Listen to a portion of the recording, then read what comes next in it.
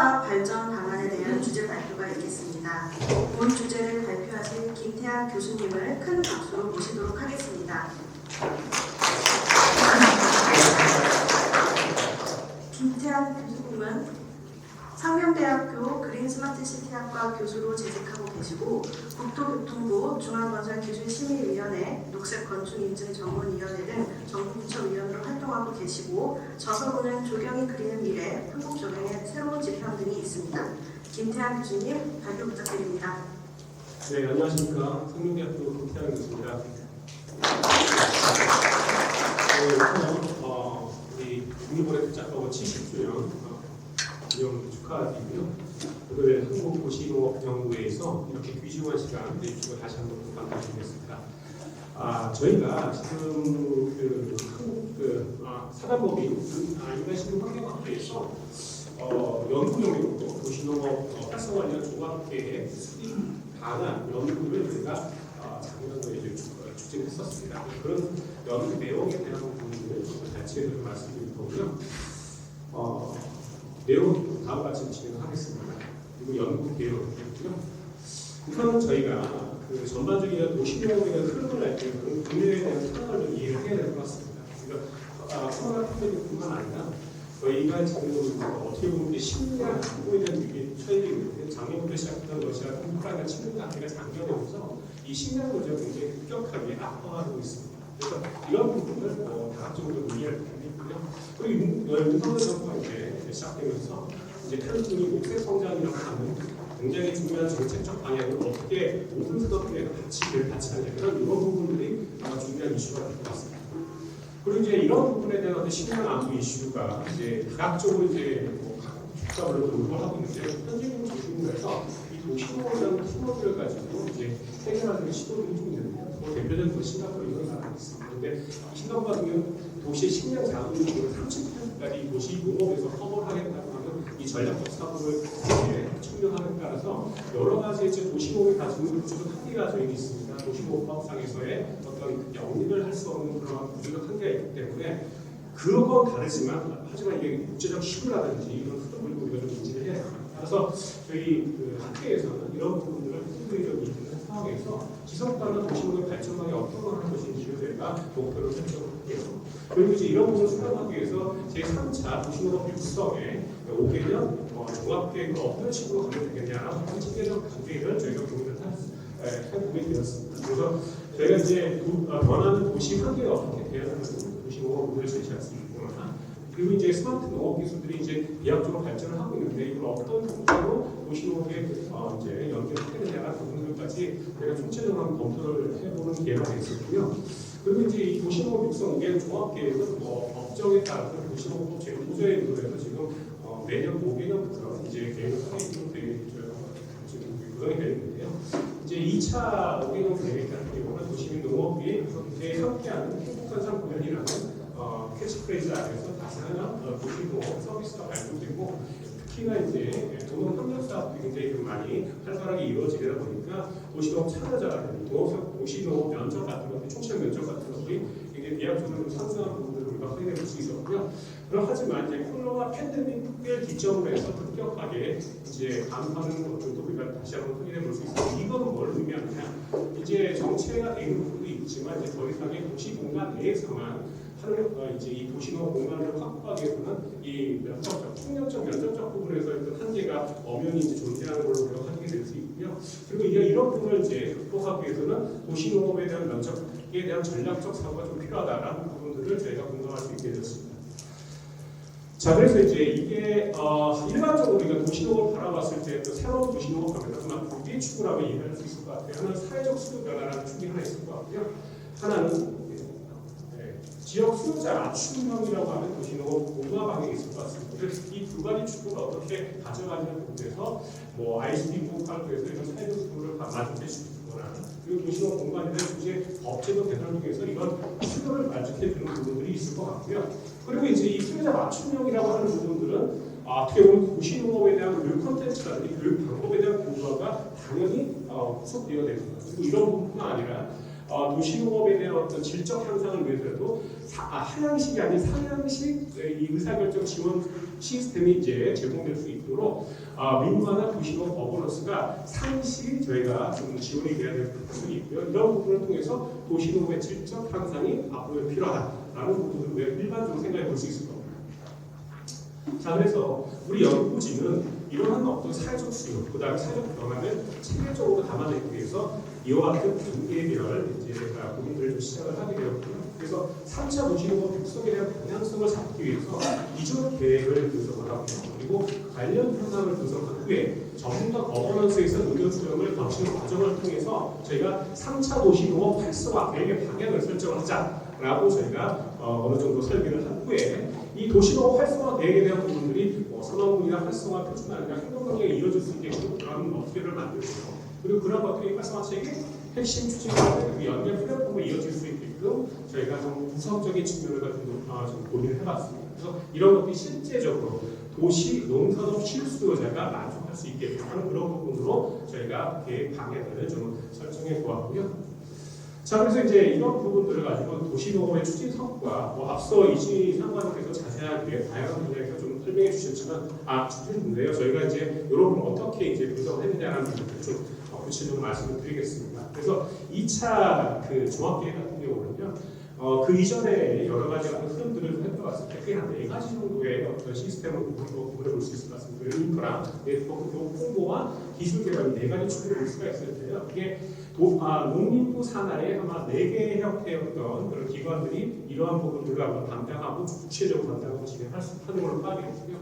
농림축산식품부는 인프라나 그리고 홍보의 많은 축의 어떤 사업에 연계돼서 우리가 확인할 수 있었고, 그리고 농진청은 기술개발, 국립원어 책자과학원에서 진행하는 그런 기술개발 쪽에 많은 포커스가 잡혀 있고요. 지방자치단체는 네트워크나 인프라 부분에 좀 많은 어떤 사업의 어떤 경우들이 좀 담겨져 있었습니다. 그래서 이런 부분들은 잘 설명해 주셨는데 도시형 공동체라든지 학교 특법 같은 게 비합적으로 진행하는 걸 확인해 볼 수 있었고요. 기술적 부분에서는 탄소 저장이라든지 이제 치유 농업에 대한 효과 검증이라든지 지금 현 시점에 있어서 굉장히 중요한 이슈들을 선점해 나가면서 도시농업이라는 부분들이 사회적으로 널리 알릴 수 있게끔 하는 그러한 귀중한 어떤 연구 성과들을 저희가 같이 공유할 수 있는 상황이었습니다. 2차 때. 자, 그래서 이제 농림축산식품 같은 경우에는 이러한 그 5개년 동안의 그런 부분들을 공원 일부러부터 해서 투자산업까지 7개 아젠다가 있었는데 이런 것들에서 우리가 주요 정책 기관들, 예를 들어 건축공간 연계 다 강화되고 있다. 이런 쪽의 어떤 해석이라는 거죠. 그리고 제도권 교육이 연계가 돼서 교육의 질적 향상이 필요하다라는 부분들과 같은 이런 주요 정책 기관들을 좀 도출할 수 있었고요. 그리고 이제 기술적 개념에서 이제 농진청에서 진행되고 있는 부분을 보면 이제 우리 도시농업과 같은 경우 3개의 연구실이 있습니다. 그래서 환경노동연구실, 그리고 생활농업연구실, 치유농업연구실 이제 3가지 연구실이 있는데요. 각 연구실들에서 별로 이제 기술 개발의 축 같은 것을 확인해 볼 수 있었는데요. 환경주문 같은 경우는 지금 굉장히 좀 폭넓게 접근하는 방법도 있지만 이게 제가 보기에는 요 안쪽에 조경식물 DB화라든지 그다음에 도시개발 탄력성 제고와 이런 부분들은 아직까지 우리 조경의 메인스트림에서 하지 못한 일들을 지금 해내고 있는 것 같아요. 그리고 2030년 되면 이제 미아앱이 어떻게 보면 건설업에서 필수 요건이 되거든요. 그래서 그런 어떤 미래의 건설 산업을 준비할 수 있는 그러한 어떤 모방을 가지고 좀 준비하는 시기가 아닙니다. 그래서 제가 보기에 지금 아직은 환경 조경 파트가 좀 작지만 향후에 굉장히 이제 산업 추구가 원래 있기 때문에 비약적으로 상승할 수 있는 가능성이 있다는 것들을 지금 한번 저희가 유추해 볼 수 있었고요. 그리고 생활농업 같은 경우는 다양합니다. 그래서 우리가 실제적으로 이제 스킨십이 가장 많이 일어나는 부분이 이제 생활농업 부분이지 않습니까? 그래서 이런 부분에 스마트 톱밭이라든지 사회의 서비스형 이런 것들은 뭐냐면 아까 되게 중요한 키워드 중에서 이제 ESG 경험 같은 것들이 있거든요. 그래서 이런 부분들은 지금 사회적 기업 이 기업의 대기업의 사회 환원적 측면에서 볼 때 이런 부분들의 뜻이 굉장히 많이 있습니다. 그래서 우리가 이제 아까도 잠시 말씀드렸다시피 도시농업이라는 법제적 한계를 좀 극복하는 측면에서 보면 이런 사회 환원, 복지적 측면에서 이런 연계 가능성들을 강화하는 측면에서 저희가 다양한 수익 포트폴리오를 좀 만들어낼 수 있는 것들 이런 것들이 소강이 아마도 이제 정부기관에서 우리가 연구기관까지 같이 연계해서 이런 부분들을 같이 노력을 해야 되지 않을까 생각이 듭니다. 그리고 마지막으로 실업 같은 경우 가장 지금 상대적으로 가장 좀 많은 포션을 차지하고 있고 좀 따로 이제 독자적인 어떤 법률책을 가지고 있는 굉장히 좀 앞으로 지금 현 시점에서 가장 성장 가능성이 높은 어떤 도시농업 분야라고 볼 수가 있겠고요. 당연히 이제 도시농업에 대한 복지 정책화라든지 노후화 부분 그리고 도시농업에 대한 기술보호 부분이 가장 포괄적으로 이제 이 연구실에서 진행이 되는 그런 크기를 듣고 거기에서 주요 정책 현안을 포괄할 수 있었습니다. 자 반면에 우리가 이제 도시농업 육성 전략을 할 때 이러한 장점에 대한 부분뿐만 아니라 우리가 어떤 부분에 문제점이 있느냐 그리고 감소라든지 부정적인 어디 있느냐는 부분들을 이해하는 것들이 무엇보다 더 중요할 것 같고요. 그래서 그런 부분에 대한 얘기를 잠깐 말씀드리겠는데요. 인프라 네트워크 같은 경우는 앞서 잠시 말씀드렸다시피 이제 코로나 팬데믹 이후에 여러 가지 어떤 물리적인 공간이라든지 실질적 참여자 수가 급격하게 줄어든 것들이 사실입니다. 그리고 실내 공간으로 이제 많이 이제 유입되는 그러한 어떤 경향성들을 확인해 볼 수 있었는데요. 이런 부분을 우리가 해결하기 위해서 도시농업의 육성 전략을 이 인프라 네트워크 파트에서 본다면은 바로 도시농업 공간에 답변 그리고 전반 산업을 발굴함으로써 이 도시농업이 가지고 있는 부정점들을 좀 더 해결해보자라고 하는 거. 특히나 이제 이 전후방 산업 발굴은 무엇보다 승명적이다 저는 생각입니다. 이 도시농업법 자체가 개정되지 않는다고 하면은 이 방법밖에는 수익 구조를 구체적으로 낼 수 있는 방법이 없거든요. 그래서 앞으로는 이런 어떤 그 제한적인 환경 내에서 우리가 어떤 방향으로 극복해낼 수 있냐는 어떤 전략적 사고가 우리 도시농업에 정말 필요하다고 생각이 들고요. 자 그리고 이제 교육 파트 같은 경우는 지금 굉장히 좀 중요한 부분들이 많이 이제 확인해 볼 수 있는데요.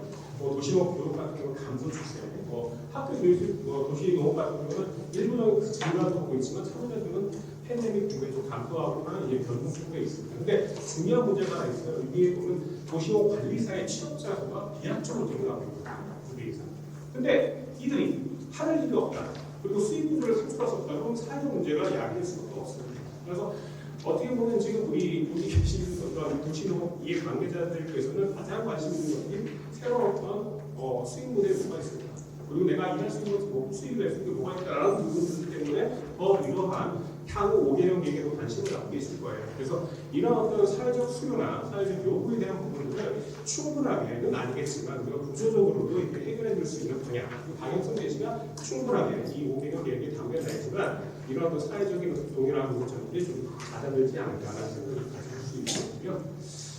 그리고 이제 홍보 파트 같은 경우도 이제 어느 정도는 이제 도시농업이라고 하는 것도 인식 자체가 이제 2차가 이제 10년이 지나지 않습니까? 그래서 어느 정도는 안정화됐다고 볼 수 있는데 이게 안정화가 된 거지 예전에 우리가 10년 전에 생각했던 도시농업 같은 그런 뜨거운 그럴 때 그리고 신선함 그리고 젊은 계층들이 이제 관심 가는 도시농업 아니에요. 그래서 이런 부분을 질적인 부분을 향상시키거나 젊은 세대가 도시농업을 관심 가질 수 있게끔 하는 혁신적인 어떤 접근 방법이 필요하지 적용되지 않으나 도시농업은 그냥 그렇고 그리고 누군가 이런 정도의 어떤 산업 영역을 이해가 될 겁니다. 그래서 이런 부분의 질적 개선을 하기 위해서 우리가 어떤 노력을 해야 하는 부분들 산업의 목표를 강화한다든가 수요업층의 다변화를 통해서 우리가 어떠한 전략을 짜게 되는 그런 부분들이 바로 우선 전략에 담아두자라는 부분들이 있습니다. 그래서 이런 것들이 저희 내부적으로 1차 정부가 의견서를 붙여가지고요.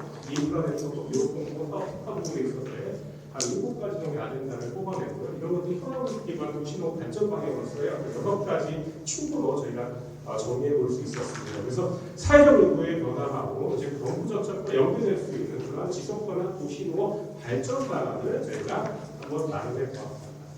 그래서 이제 구체적으로 이제 도시농업을 발전 방안이라고 하는 그런 방향이 잡히게 됐는데 이렇다면 이제 우리 도시농업 농림부 산하에 있어서의 도시농업 방향성을 이제 잡는다라고 되는 거에 어떤 정책적 연구성이나 지금 가능성을 확보할 수 있는 건 굉장히 제한적이거든요. 따라서 이런 부분들이 좀 앞서 말씀드렸다시피 정부의 어떤 커다란 어떤 정책 기조, 국정 과제와 어떤 연계성 이런 것들을 우리가 검토하지 않을 수 없습니다. 그래서 그런 부분들이 바로 이제 이 도시농업 발전 방안에 담겨져 있고요.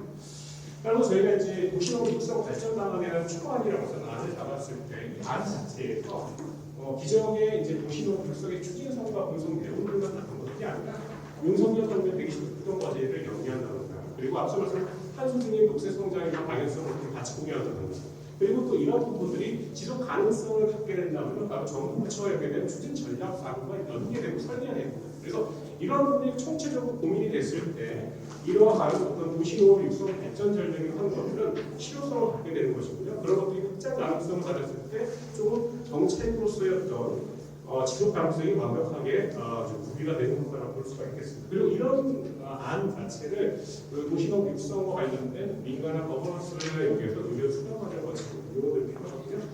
그래서 이런 것들이 이제 전문가 버스를 밑들라든지 설문조사를 거친 다음에 제3차 도시노후 육성 우리는 종합개혁의 발전 방향으로 제안이 되는 이런 과정으로 저희가 연구를 수행을 하였습니다.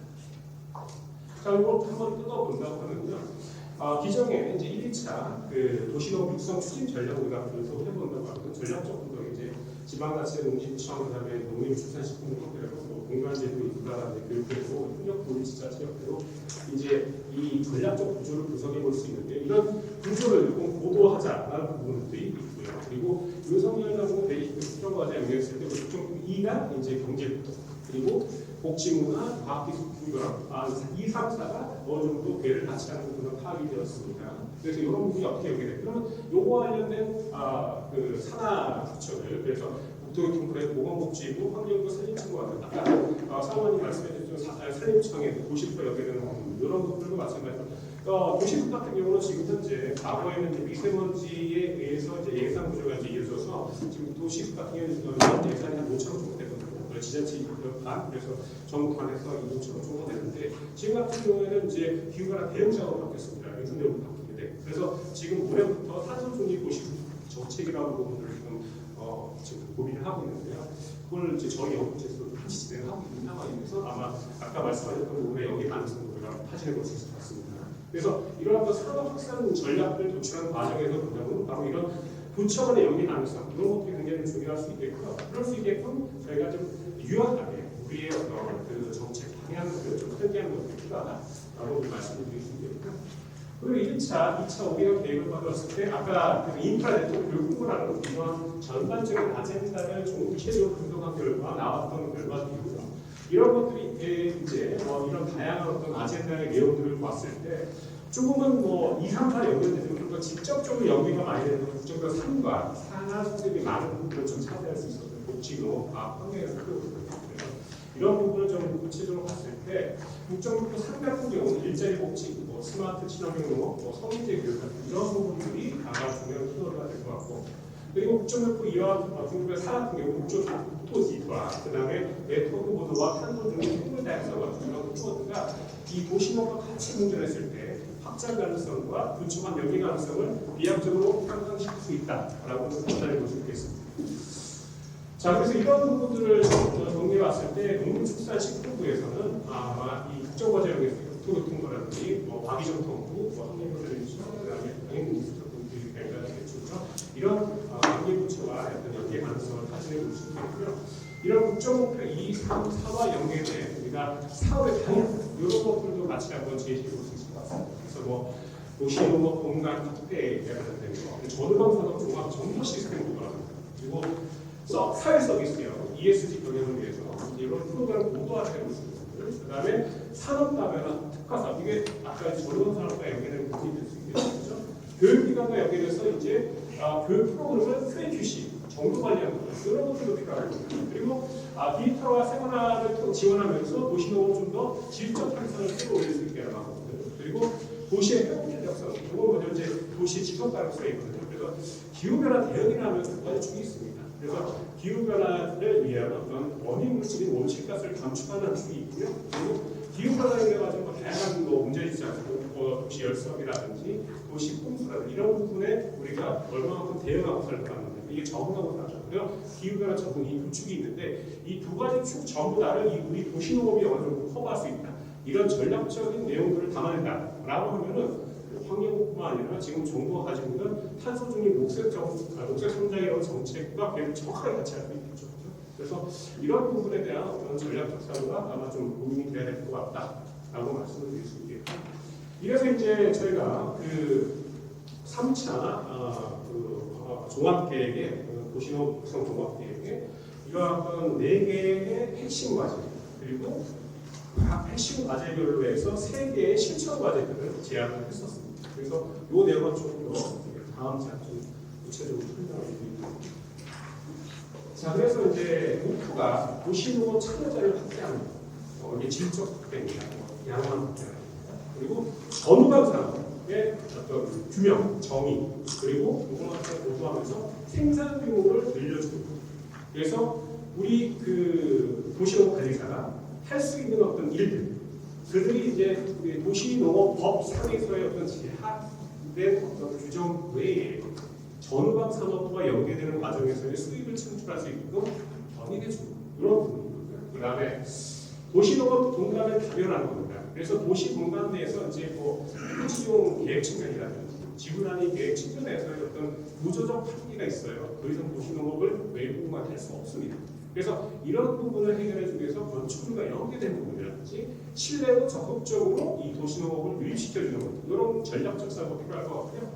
그리고 기후변화 대응과 관련된 더 이상 이제 우리가 기후변화 대응해 도시농업은 기후변화를 위한 가장 천명의 이런 미사업으로만 이게 해결됐을 문제가 아니거든요. 그래서 기술적으로, 그래서 우리 R&D에도 충분한 어떤 예산이 배정될 수 있도록 좀 해주시는 것들이 필요하다. 그래서 특허를 확대하고 그런 것들에 대한 결과를 같이 공유해주는 것, 이런 것들이 필요하다. 그래서 이런 목표가 4가지 정도 될 것 같고요. 그리고 이를 통해서 사회적 요구에 대한 지속가능한 도시농업의 질적 성장이 갈 수 있게끔 하는 부분들이 앞으로 3차의 단계가 없을까라는 것들을 제가 제안했습니다. 그래서 전후방 산업 발굴 및 공간 다변화, 지속 가능한 발전 체계를 구축하는 것, 교육의 질을 제고하고 수요를 확충하는 것, 그 다음에 미래를 위한 산업 경쟁 결합 R&D를 좀 육성하고 4가지.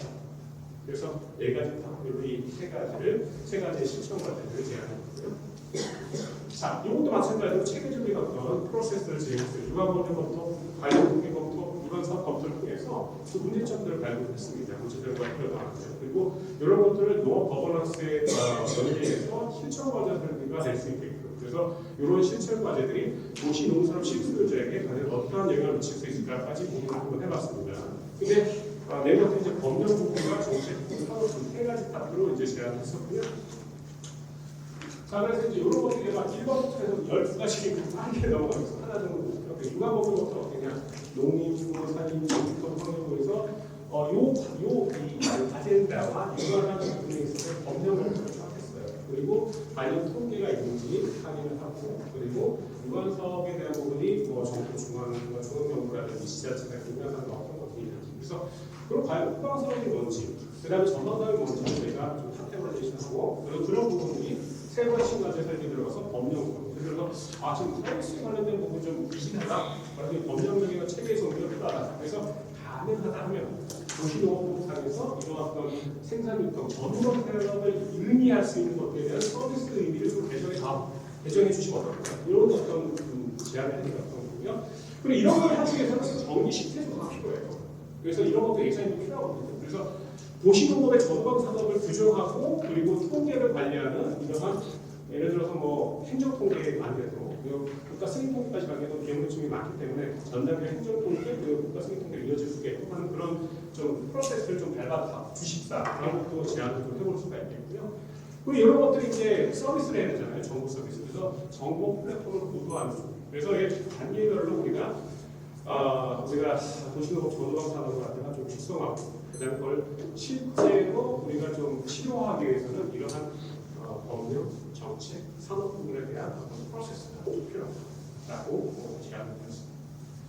자, 그래서 이런 걸 말씀드려서 도시용 공간을 해결하는 거, 실내 도시농업 활성화하는 부분을 자료를 볼 수가 있고요. 그래서 그리고 두 번째 이제 국내 네트워크를 어떻게 강화하느냐, 그리고 치유기능 활용만 도시농업을 활성화 어떻게 하느냐, 그리고 도시 특화 유지 관리 체계를 어떻게 구조하느냐, 그리고 관광기능 강화에서 체험경을 강화하는 부분, 그 다음에 사회적 수요, 교육을 보조하는 부분들, 그리고 거드렁 사업을 연계해서 도시농업 관리사의 활동을 이것도 되게 중요한 거거든요. 그래서 이런 부분도 일자리 매칭 플랫폼이라든지 전문 직무 이용으로 세분화된 서비스가 반영할 수 있고 도시농업에 반영하는 방법도 그걸 개정을 좀 해야 되고, 그리고 사회적 공모 서비스, ESG죠. 그리고 이런 부분들과 유지 관리를 정교하는 부분들, 이게 어떻게 진행되는지를 시범사업을 좀 해보죠. 이런 것들이 있을 수 있습니다. 그래서 이런 총체적인 도시농업을 갖다 질적 형성을 할 수 있게끔 하는 여러 가지 제도적인 부분들, 그 다음에 정책적 부분들, 그 다음에 산업의 어플리케이션들,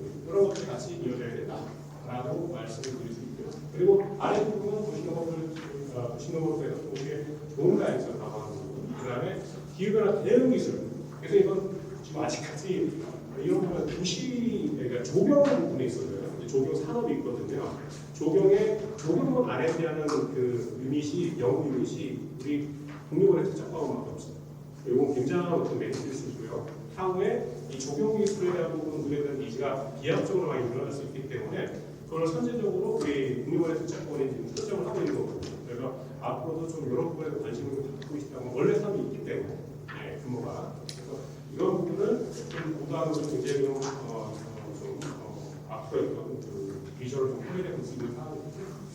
그리고 디지털 도시농업을 활성화하는 부분까지 해서 한 12개의 신청과제들을 이러한 영국회로 했고 뭐 내용을 보시면 아마 이해는 가실 겁니다. 자, 그래서 이렇게 그 3개의 핵심 과제와 12개의 신청과제들을 이러한 형태로 저희가 도출할 수 있습니다. 자, 이 부분은요. 앞서서 이거 굉장히 좀 책의 프로세스도 나와 있고 뭐 이런 단계별 과정에 대한 것도 좀 딱딱한 부분이 많은데 이걸 좀 풀어서 좀 자, 우리 그 도시농업이 아까 원점에서 잠깐 말씀 도시농업이 이제 뭐 치우고 그런 거 아니야. 뭐 이런 식의 어떤 그 워딩이 지금 가능한 때예요. 그 도시농업 위기라고 볼 수 있습니다. 그래서 이 도시농업의 어떤 그 위기에는 우리가 이 도시농업 위기 정체성이 뭔지를 좀 확실하게 좀 우리가 정의를 해야 되거든요. 그래서 공간적 측면으로 봤을 때 우리가 도시공간과 그다음에 농촌공간 이 두 가지가 함께 있어요, 그렇죠? 그 안에서 도시농업이라는 건 도시 예산한 이 농업 행위를 하는 게 도시농업입니다, 그렇죠? 사회적 농업 같은 경우는 뭐 농촌공간도 있고 뭐 도시공간에서도 이루어질 수 있기 때문에 굉장히 광범위하게 일어날 수 있죠. 치료도 마찬가지입니다, 그렇죠? 그래서 농업은 전체적으로 나오죠. 그래서 이 도시농업이라고 하는 부분에 대한 위계를 우리가 이런 식으로도 좀 정의를 해서 도시 내 도시농업의 어떤 지속 가능한 확산 전략을 수립하고 그리고 그 우리가 이제 농업 간의 어떤 협력을 많이 했었는데 실질적인 어떤 농촌 협력 방안을 이렇게 해서 좀 만들어내갈 수 있을 것 같거든요. 그래서 공간상의 어떤 문제들, 그다음에 위계에 대한 문제들을 좀 우리가 좀 정의를 해야 돼요. 그래서 치유농업이 어떻게 보면은 도시농업 안에 있는 거고, 그렇죠? 도시농업은 이를 포괄할 수 있는 어떤 의미로서 우리가 다가가야지. 치유농업 이걸 도시농업이다라는 어떤 위험한 사고, 혹은 치유농업이 도시농업을 포괄할 수 있다는 어떤 위험한 사고는 도시농업 자체의 존재 가치가 사라질 수도 있습니다. 그래서 이런 것들을 우리가 경계를 해야 될 것 같고요. 그리고 이제 앞서 말씀드렸던 문제점들이에요. 그래서 뭐 여러 가지 뭐 물리적 공간에 대한 문제점 한계, 그 다음에 이제 도시농업 관리사의 어떤 증가를 우리가 충족해야 될 수 있는 산업 규모 혹은 다양한 수익 모델에 대한 어떤 한계 이런 것들을 어떻게 해결할지. 그리고 이제 제도적 정비 같은 것도 어떻게 보면 이제 도시농업이라는 것들이 이제 어느 정도 제도적 측면에서 정책적 측면에서 안정화시기에 도달했기 때문에 더 이상 어떤 제도 정비나 이런 것들이 필요한 시점이지 새로운 정책은 나오지 않다는 거죠. 그래서 이런 부분을 정리가 어떻게 해야 돼요? 이런 부분들을 우리가 감안했을 때 이런 식으로 아마 정리를 하면 어떨까 싶습니다. 그래서 현재로는 도시공간에 좀 많이 치우쳐 있거든요. 도시특화시나 도시농업 공장이라든지 도시농업 지원센터나 이런 도시공간을 어떤 중심으로 서비스되고 있습니다. 근데 이런 것들이 차츰 건축 도시 연계공간 그리고 건축 공간에 들어갔을 때 우리가 아직까지는 경험을 많이 해보지 못했던 새로운 어떤 수익 구조가 이룰 수 있거든요. 그래서 도시 텃밭을 우리가 도시 텃밭이라고 하지만 텃밭 정원이라고 좀 명칭을 하죠. 그리고 실내로 들어가는 실내 농업 정원이라고 칭하면서 새로운 어떤 유형의 도시 농업이 창출될 수 있게끔 저희가 시도를 해봐야 된다. 그래서 이제 이런 것들도 이제 도시 농업공원, 법률과 연계된 그리고 도시 농업 지원센터나 반려 시설센터 이런 식의 어떤 최근의 트렌드를 담아내면서 좀 더 이 내용이 좀 고도화될 수 있게끔 하는 그런 전략들이 필요할 것 같고요.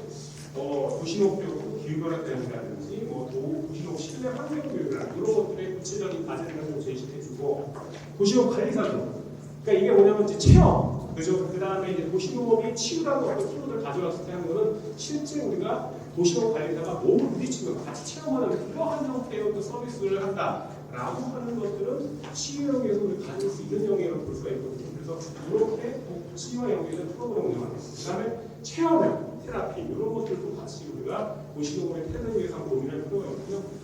학교교육형 도시농업 같은 경우도 도시농업 생태의 다양성에 대한 콘텐츠를 이제 양산을 내고 실내 공간에 대한 환경을 실제적으로 개선하고 우리가 마요볼 같은 시스템을 통해서 우리가 학생들이 이 도시농업에 대한 같이 이걸 검증하고 이제 인체에 대한 전이분석과 중분석에 대한 어떤 저항을 같이 확인하면서 이게 굉장히 하이 테크놀로지하고 굉장히 좀 어떻게 보면 우리한테 유익한 질적 상태가 갈 수 있고 그냥 젊은 친구들이 이거 흥미가 가네? 라는 어떤 생각이 들 수 있게끔 도시농업에 대한 교육과 콘텐츠를 좀 더 질적으로 향상시키는 방향이 필요하지 않을까라는 생각이 듭니다. 그리고 이런 것들이 단순하게 프로그램과 인프라적 효과 때문에 이거 아니거든요. 그래서 제도 정책, 그죠?